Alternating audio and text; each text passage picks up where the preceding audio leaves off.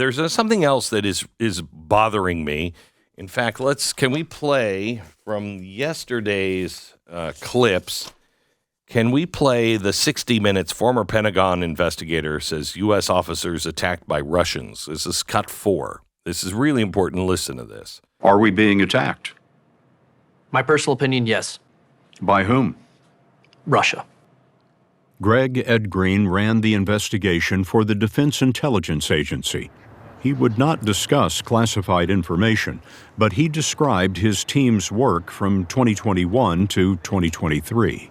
We were collecting a large body of data ranging from signals intelligence, human intelligence, open source reporting, anything regarding the internet, travel records, financial records, you name it. Unfortunately, I can't get into specifics based on the classification, but I can tell you at a very early stage, I started to focus on Moscow. Can you tell me about the patterns you began to see? One of the things I started to notice was the caliber of our officer that was being impacted. This wasn't happening to our worst or our middle range officers. This was happening to our top 5, 10% performing officers across the Defense Intelligence Agency. And consistently, there was a Russia nexus. There was some angle where they had worked against Russia, focused on Russia, and done extremely well. The impact has been that the intelligence officers and our diplomats working abroad are being removed from their posts with traumatic brain injuries. They're being neutralized. They're being neutralized. And Russia was involved. Cut 2, please, from today. It was like this piercing feeling on the side of my head. It was like, I remember it was on the right side of my head, and I got like vertigo. Olivia Troy was Homeland Security Advisor to Vice President Mike Pence. In our 2022 report, she told us she was hit outside the White House. And then severe ear pain started. So I liken it to if you put a Q-tip too far and you bounce off your eardrum. Well, imagine taking a sharp pencil and just kind of poking that. And this man told us he was among the first publicly known cases in 2016 from our embassy in Cuba. That's how the incidents became known as Havana Syndrome. He's medically retired from an agency we can't name, blind in one eye and struggling for balance. Okay. All right. It's really weird. It is weird, isn't it? What do you go away with on that, there, Stu? On that particular report? On what you just heard, what do you take away from that? Russia is apparently attacking our government officials, right, with some sort of weapon. That not really explained there, but we've heard about Havana Syndrome before. Right. And it seems to be really affecting people that are hit with whatever this is. Now let me take you back to 2023. It's a briefing from the State Department. Cut 3, please. It has been the broad conclusion of the intelligence community since March 2023 that it's unlikely a foreign adversary is responsible for these anomalous health incidents. It's something that the intelligence community has investigated extensively and continues to look at. We will look at the new information as it comes in and make assessments inside the State Department and with our intelligence community. But you can't confirm whether INR agrees with that in this building? No, I said we do. They do share that. You do? Okay. Share that assessment.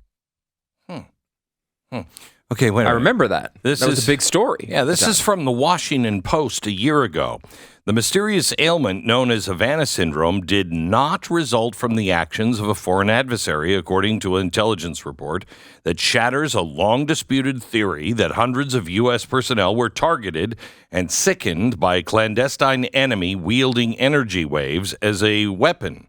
The new intelligence assessment caps a years-long effort by the CIA and several other U.S. intelligence agencies to explain why career diplomats, intelligence officers, and others serving in U.S. missions around the world experience what they described as strange and painful acoustic sensations. Many of the afflicted personnel say that they were victims of a deliberate attack, possibly in the hands of Russia or another adversarial government, a claim that the report contradicts in nearly every respect, according to two intelligence officials who are familiar with the assessment described to the Washington Post. 7 intelligence agencies participated in a review of approximately 1,000 cases of health incidences, the term the government uses to describe a constellation of physical symptoms, including ringing in the ears, followed by pressure in the head and nausea.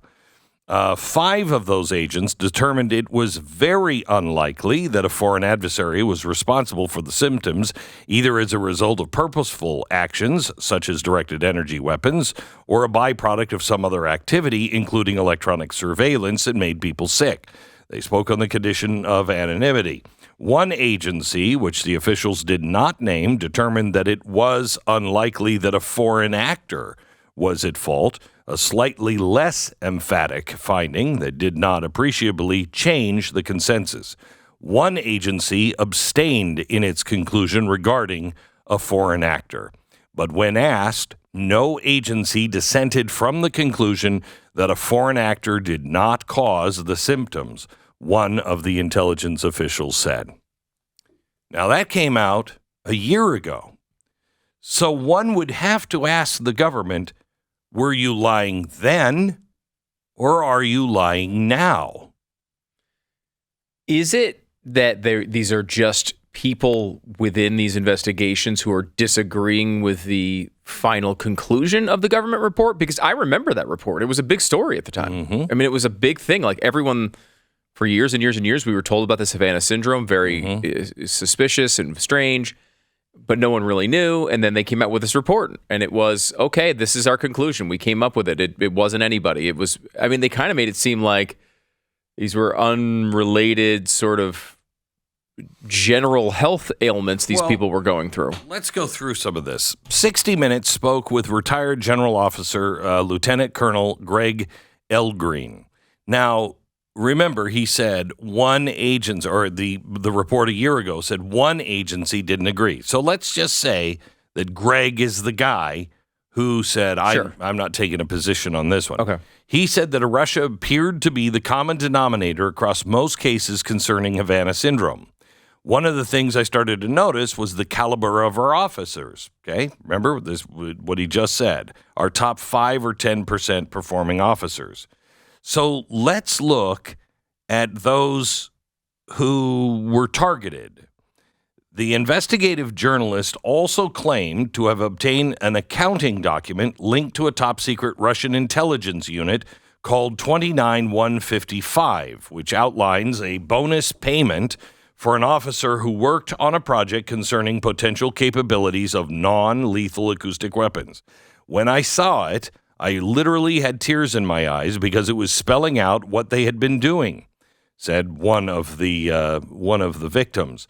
It's not definitive proof of Havana Syndrome cause. It's the closest to a receipt you can have, however, for this. Okay. So who are some of these people? Who are some of the people that were linked? And is it real or a hoax? Okay. Let's look at what's happening with the CBS report. CBS doesn't have, and neither does the FBI, have any interest in protecting one of the main sources there that is supposed to be high-level intelligence. Nobody seems to care about hiding her identity. Moreover, CBS acknowledges on multiple occasions that the FBI has been in the loop regarding her appearance and talking points on CBS. This means that CBS and the FBI have been working in concert on this story, which leads to a variety of questions about the independence of 60 Minutes in reporting the story accurately without any bias. Remember, the deep state, they keep going to the same sources that have lied to them over and over and over again. Throughout the piece, there's a stunning lack of real evidence that delivers a direct link between the Russian agents, directed energy weapons, and the variety of claimed injuries. Now, is there any link? Are there any questions that should be asked? Well, here's one. Why isn't Moscow using this weapon against Zelensky? Why is there no evidence of Russia using these devices on any battlefield such as Ukraine or Syria?